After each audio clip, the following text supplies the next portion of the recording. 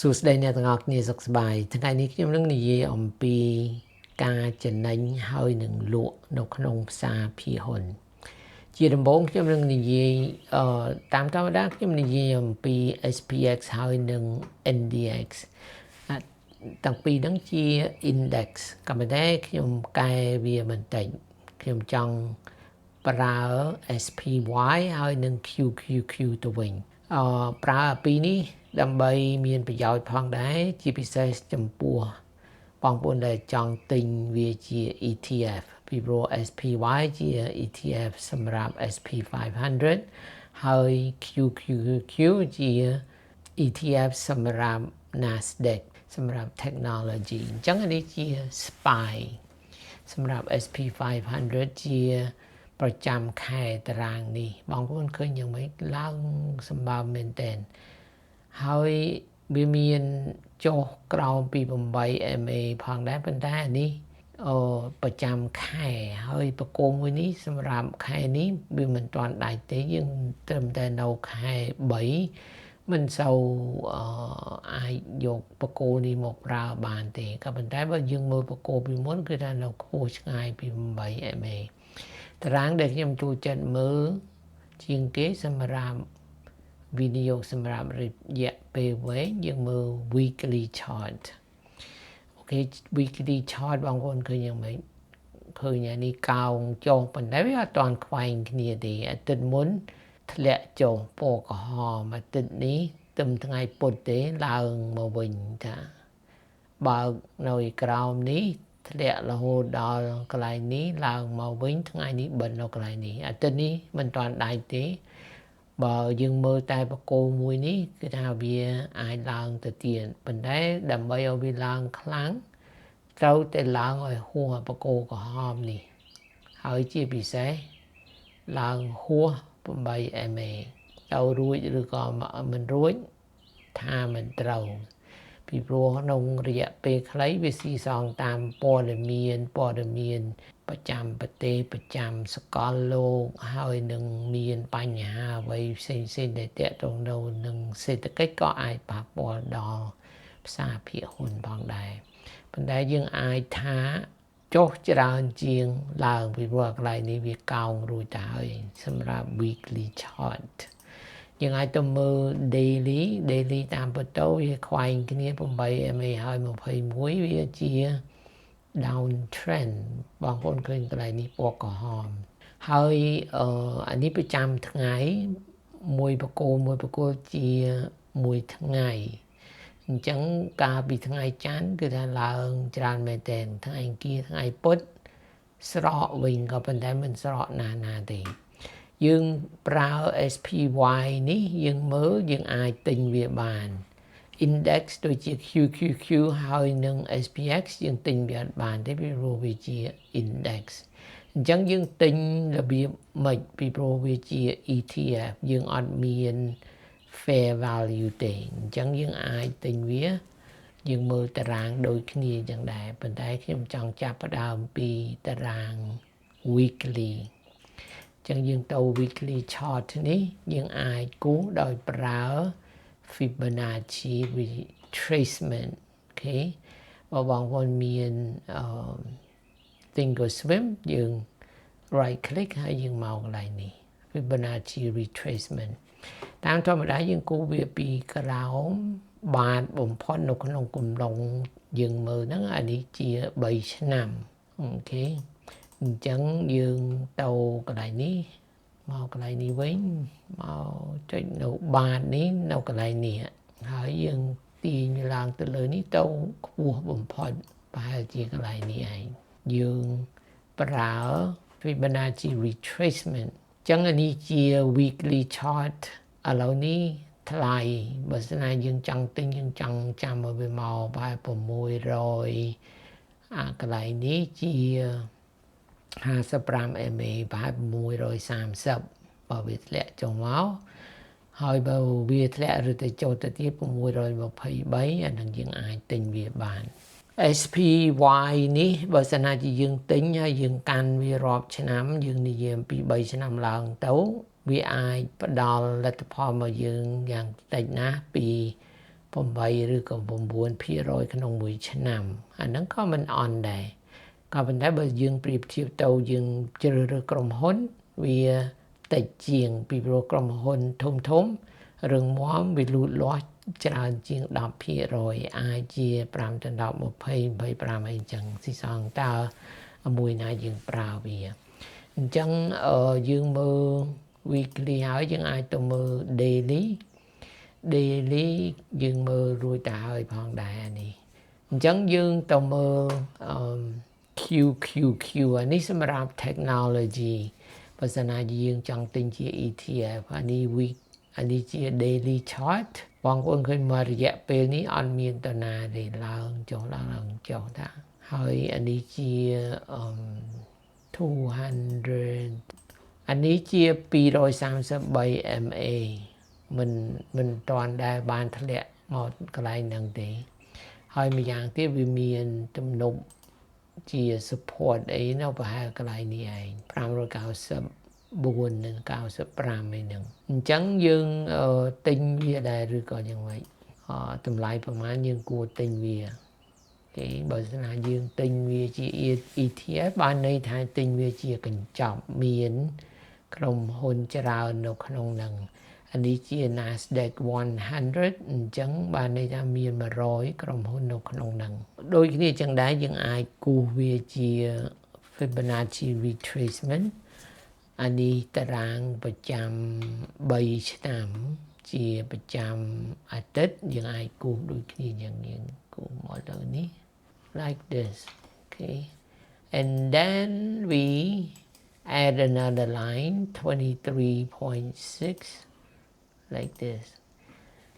ដូចគ្នាចឹងដែរឥឡូវនេះនៅលើខ្ពស់ពេកហើយវាដូចសំដៅចុងមកផងដែរនេះចិត្តខ្វែងគ្នាអញ្ចេះអានឹងយើងគួរតែរងចាំអាចធ្លាក់មកខាងក្រោមនេះបើសិនណាជាមកដល់កន្លែងនេះអានឹងល្អទិញមែនតើ542ចឹងយើងថា540ហ្នឹងអានឹងគួរទិញវា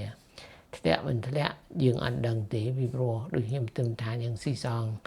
សង្គ្រាមសេដ្ឋកិច្ចអញ្ចឹងយើងនិយាយអំពី SPY ហើយនឹង QQQ បើយើងចង់ទិញយើងអាចប្រើ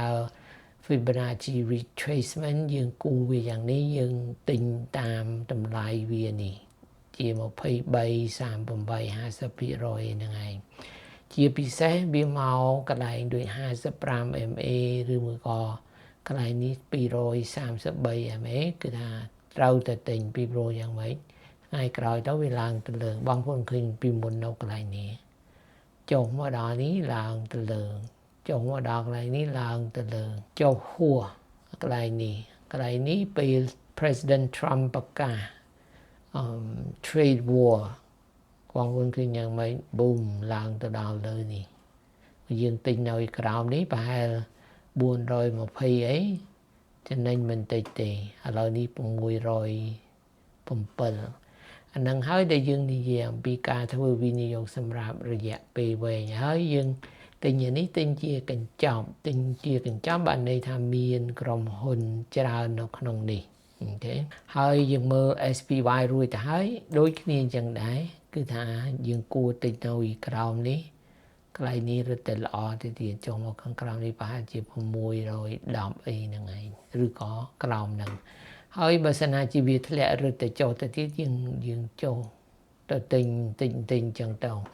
ហើយបងប្អូនឃើញមិនដូចគ្នាយ៉ាងដែរក៏មិនចុះមកនេះហួសបន្តិចឡើងទៅលើវិញចុះមកជិតដល់មិនដែលឡើងទៅលើវិញនេះ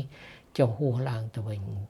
ហើយអា233 MA នេះវាសំខាន់បើសិនណាម្ដងមកការវាធ្លាក់មកដល់កន្លែងហ្នឹងអានឹងយើងត្រូវទៅទិញវាបើមិនអញ្ចឹងទេយើងខកខ្លួនយើងទិញកន្លែងនេះឡើងទៅលើវិញយើងចំណេញយើងទិញប្រហែល500 505អីហ្នឹងអានឹងច្បាស់ជាអាចចំណេញបើសិនណាជាយើងកាន់វារយៈពេលវែងអូខេអញ្ចឹងតែប៉ុណ្្នឹងតែយើងនិយាយអំពី SPY ហើយនឹង NDX ពិសេសសម្រាប់បងប្អូនណាដែលចង់ទិញវាជា ETF អានឹងយើងទិញបានយើងទិញវាដូចយើងទិញ stock ធម្មតាអញ្ចឹងឯងប៉ុន្តែអ្វីដែលខ្ញុំចង់និយាយនៅក្នុងវីដេអូនេះខ្ញុំនិយាយខ្លីបន្តិចទេអញ្ចឹងខ្ញុំក៏យក spy មកប្រើដែរអ្វីដែលខ្ញុំចង់និយាយដើម្បីឲ្យបងប្អូនយល់ពីព្រោះអ្នកខ្លះអត់ទាន់ដឹងតើការទិញលក់នឹងវាចំណេញឬមិនចំណេញអានេះយើងនិយាយមិនមែននិយាយអំពីយើងម្នាក់ទេយើងនិយាយអំពីផ្សារជាទូទៅអញ្ចឹងបងប្អូនមើលតារាងមួយនេះប្រចាំអាទិត្យគឺថាឃើញវាឡើងច្រើនបើយើងមើលពីនេះទៅដែរអូខេមិនថាក្រុមហ៊ុនមួយណាទេដើម្បីឲ្យវាមានការលក់ការទិញគឺថាយើងត្រូវតែមានអ្នកលក់ហើយនឹងអ្នកទិញថាអូខេអញ្ចឹងបានន័យយ៉ាងម៉េចដល់ពេលថ្ងៃដែលវាចុះខ្ញុំនិយាយថ្ងៃចុះមុនសិនអានេះយើងអាចមើលវាបានក៏ប៉ុន្តែវាសឹងតែទៅខាងនេះត្រង់ភ្លឹងអញ្ចឹងអត់មានចំណេញអីទេពីព្រោះវានៅនឹងប្រហែលកន្លែងដដែលចុះឡើងប៉ុន្តែអ្វីដែលខ្ញុំចង់និយាយគឺថាក្នុងការទិញឬក៏លក់យើងត្រូវមានសងខាងមានលក់អ្នកលក់ហើយនឹងអ្នកទិញថាបើមិនអញ្ចឹងទេវាអត់មានបដូរដៃគ្នាទេក្នុងការជួញដូរនេះហើយម្យ៉ាងទៀតដើម្បីឲ្យយើងយល់កាលណាយើងនិយាយអំពីការជួញដូរតាមធម្មតាយើងនិយាយអំពី trade ទេកាលណាយើងទិញវាសម្រាប់រយៈពេលវែងយើងហៅវាថា long term investment ក៏ប៉ុន្តែក្នុងការទិញហើយនឹងលក់អាហ្នឹងយើងអាចហៅវាជា trade មិនមែនបានន័យថាយើង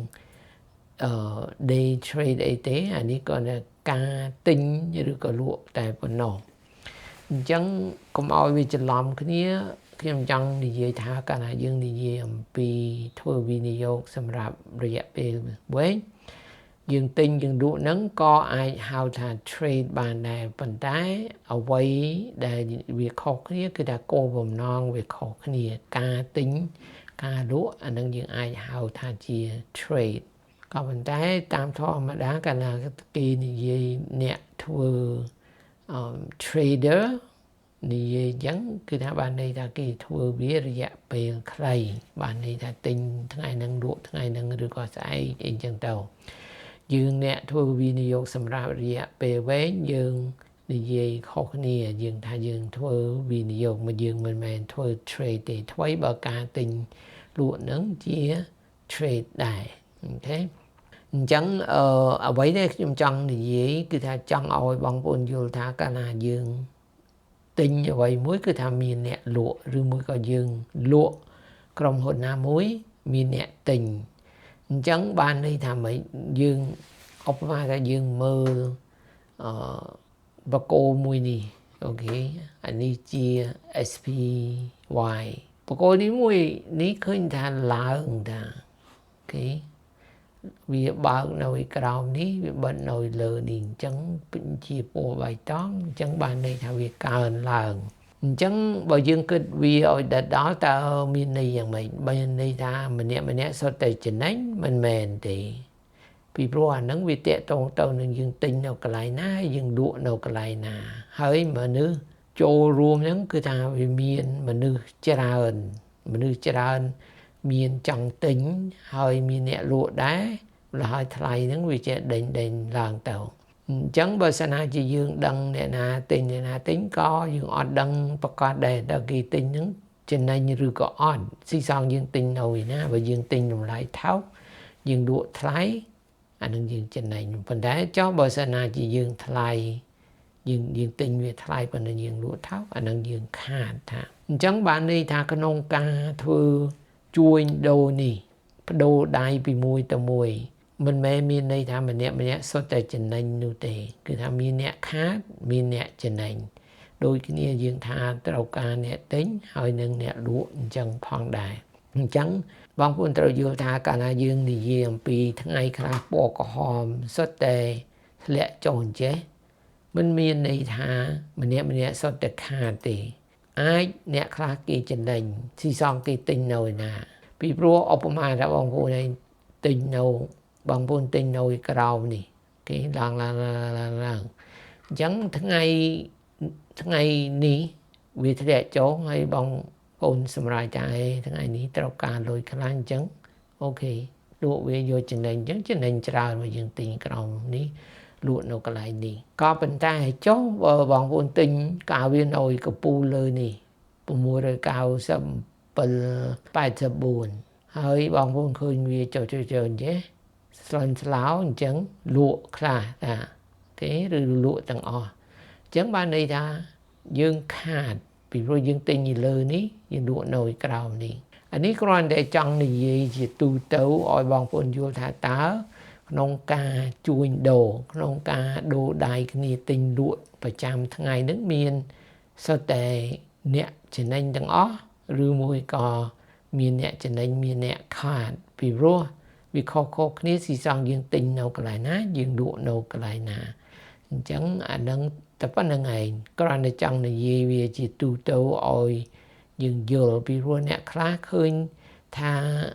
ផ្សារពាក្យហ៊ុនឡើងឬមួយក៏ក្រុមហ៊ុនយើងហ្នឹង